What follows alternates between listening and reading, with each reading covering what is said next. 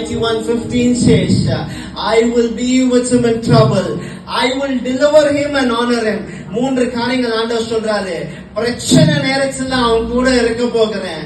2வது காரியம், அவனை தப்பு வைப்பேன், அவனை சுகப்படுத்துவேன், அவனுக்கு ஒரு விடுதலை தருவேன், அவனுக்கு ஒரு ஆசீர்வாதத்தை கொடுப்பேன்.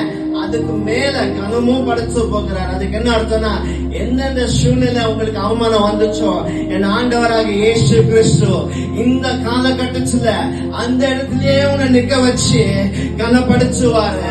அவரோட மகிமை உன் தலைய உயர்த்தும். அவரோட மகிமை சும்மா இல்லைங்க, அவர் மகிமையை விட்டு கொடுத்து உனக்கும் எனக்கா இறங்கி வந்தாரு. அந்த மகிமை உன்னை வந்து உயர்த்தும்.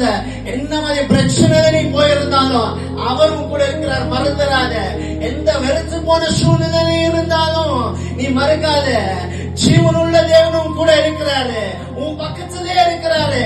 ஐயோ, என் ஜெபம் கேட்கப்படவில்லையே, எத்தனை நாட்கள் நான் ஜெபிச்சு இருக்கிறேனே, என் வாழ்க்கை மாறுது, என் குடும்பம் மாறுது, என் பிள்ளைகள் வாழ்க்கை சூழ்நிலை எப்படி இருக்கு, என் கணவர் மாறுது நீங்க யோசிக்கலாம். ஆனா என் ஆண்டவராக இயேசு கிறிஸ்து உனக்கு ஒரு வெளிப்பாட வைக்கிறாரு.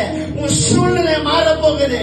நீ ஜெபத்துக்கு என் ஆண்டவராக இயேசு இந்த சங்கீதம் 91 அதிகாரம் 15 வசனத்துல சொன்னவனமா உன் கூட இருந்து உன் ஜெபத்துக்கு பதில் கொடுத்து உன்னை கனப்படுத்த போகிறார். ஆமென்.